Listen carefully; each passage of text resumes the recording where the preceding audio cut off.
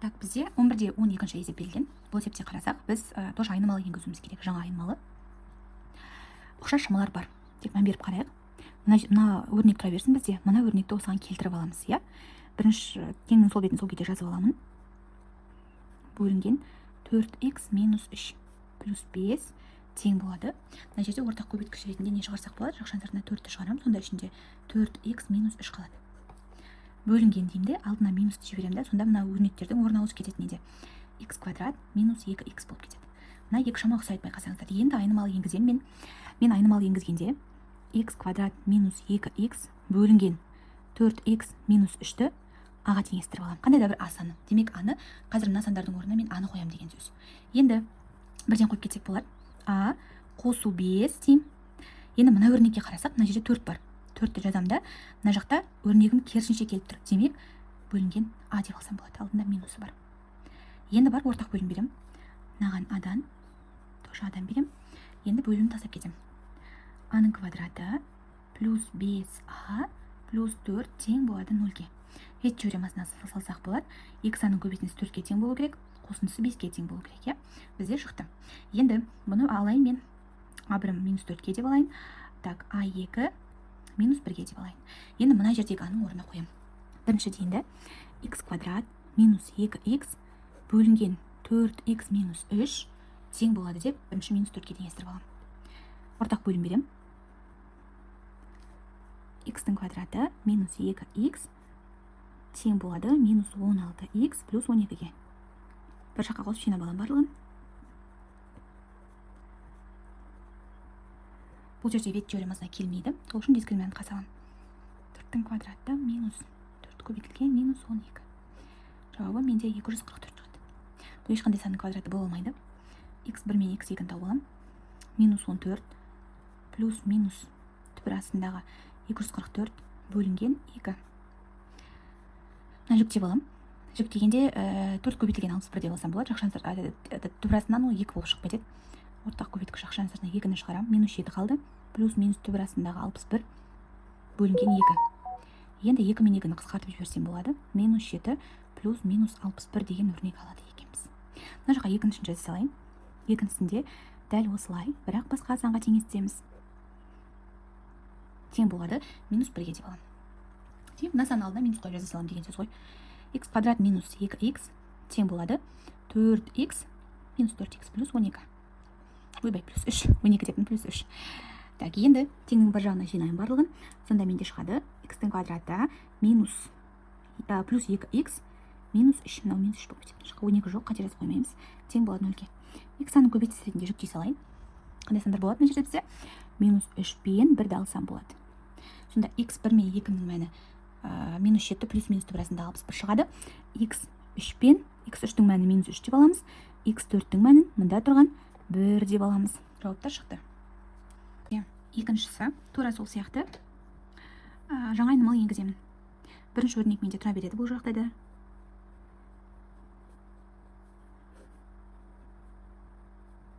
Мына жақта біз ортақ көбейткіш ретінде сыртқа 6-ны шығарсақ болады. Сонда еще мынаған келтіруіміз керек, сонда минус 6-ны шығарайық. Сонда ішінде бізде 7х минус 2 қалады. Ал бөлшектің бөлімінде х квадрат плюс 4х сол күйде тұра береді. Тең болады 7-ге. Енді бізге мына өрнекті жаңа айнымалы ретінде енгізіп аламыз. Осы өрнектің орнына белгілі бір санды енгізейін. Мына жаққа жазып қояйын.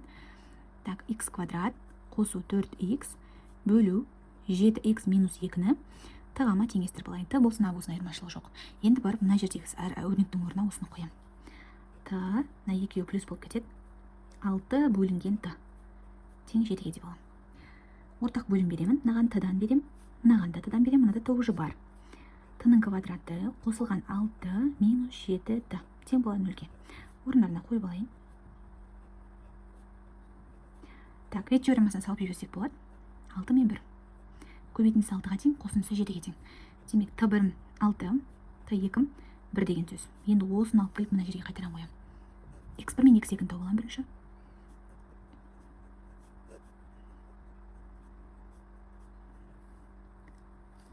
Так, 6-ға теңестірсем, ортақ бөлім ретінде 7х минус 2-ні берем. Немесе пропорцияға салсақ болады.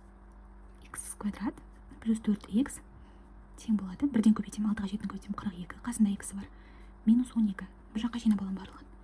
Квадрат. Минус 38х плюс 12 болып өтеді. Ретке келмейді, бірден айтсақ болады, иә? Дискриминантқа салам. Дискриминантқа салсам, менде 38-дің квадраты 1444 болады. Одан азайтып тастаймын. 4 пен 12-ның көбейтіндісі 48 бізде. 48, екеуін азайтсам 1396 қалады екен. Бұл ешқандай санның квадраты болмайды. Енді x1 мен x2-ге жүктеймін. Табам.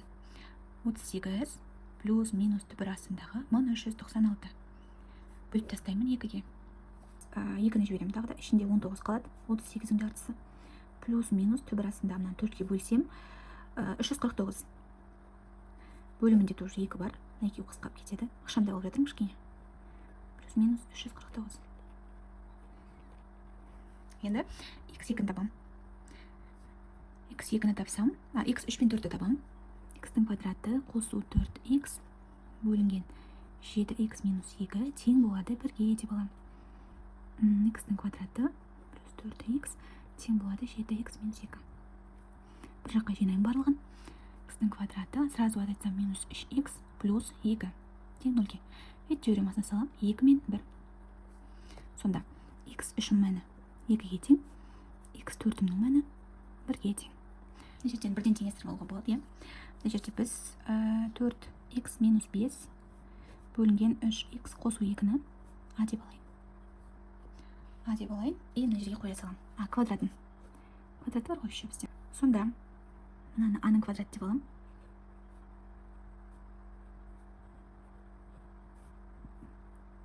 Мынаны 17 бөлінген 4 деп бөлшекпен алсақ болады, жай бөлшекпен. Ортақ бөлім берем. Квадрат емес, аның өзі. Мынаған адам берем, 4 адам берем. Мынаған 4-тен берем, мынаған адам берем. Сонда 4 аның квадраты минус 17а плюс 4-тен болады 0-ге. Бәрін 4-ге бөліп тастасақ болады ғой. Сонда бізде а квадрат минус 17 бөлінген 4-те а плюс 1 деген қалады. Енді барып біз вет теоремасына салсақ болады. 4-те 1 мен 1-дің көбейтіндісі ретінде. Сонда біздің а1-іміз 4-тен 1-ге тең, а2-іміз 1-ге тең. Енді барып неге салам? Бастапқы аның орнына қоям. 1-ден 5 бөлінген 3x қосу 2-ның квадраты тең болады бізде 4-тен 1-ге деп алайын. Мына жерде бізде 4-тен 1-де 2-ден 1-дің квадраты деп алсақ болады. Мынаны квадраттап ашып жүрмейміз сонда. Екеуінде квадраттарымен жойылып кетеді де, сосын ортақ бөлім береміз. Мынаған 2-ден берем, мынаған 3x қосу 2-ден.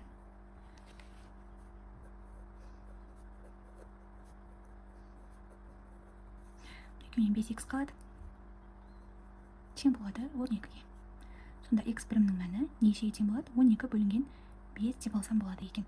Енді екінші жағдайда мен теңестіріп аламын дәл осыны. Тең болады 2-ның квадрат деп бірден ала салайыншы. Квадраттарын жойып жіберсек болады. 4x минус 5 бөлінген 3x қосу 2 тең болады 2-ге. Мынаған 2-ден берем, мынаған 3x қосу 2-ден берем. Көбейтіп аламын. 8x минус 10 тең болады 6x қосу 4-ге. Мұнда жаңа бізде қате кетті. Мұнда бірден береміз балар. Мұның астында сеп 1 бар ғой бізде. 4x минус 5 бар. Тек қана 5 мынау. Тең 6x плюс 4. Бәрін бірге жинасақ, минус 2x тең болады 9-ға. Сонда x2-ның мәні тең болады минус 9 бөлінген 2 немесе минус 4,5 деп алсақ болады, оннан 4 шығады. Олай болса соңғы 4-ші есепке қарайық. Бұл тура 3 сияқты. Жаңа айнымалын бірден енгізіп алсақ болады. Көшіре бермей, не істейміз? Есептің шығару барысына мән берейік. Өзіміз шығаруға тырысып, қатемен жұмыс жасағанда ғана қарауға тырысайық. Енді мына жақта біз айнымалын енгіземін. 5x қосу 1 бөлінген 2x минус 3-ті мен теңестіріп аламын аға. Демек, мұнда бірден мына аны алып келіп, мына жердің орнына қойып берсек болады деген сөз. А квадраты, бізде балар ұмытып кетпейік.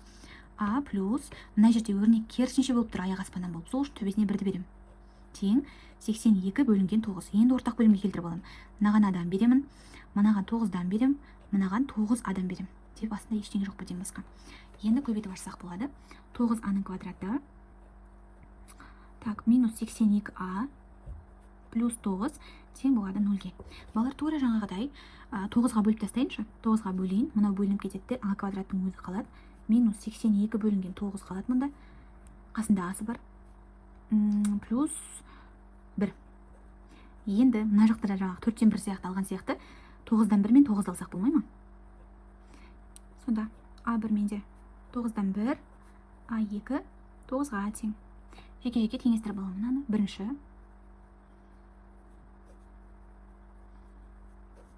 квадраты тең болады 9-дан 1. Квадраттап жаңағыдай аламын. 5х қосу 1 бөлінген 2х минус 3-тің квадраты және 3-тен 1-дің квадраты деп аламын. Квадраттарды тастап кетеміз де, тек жақшаның ішіндегі өрнектерді ғана аламыз.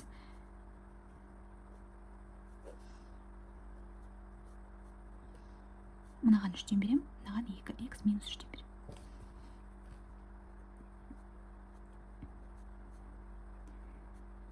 Сонда 12х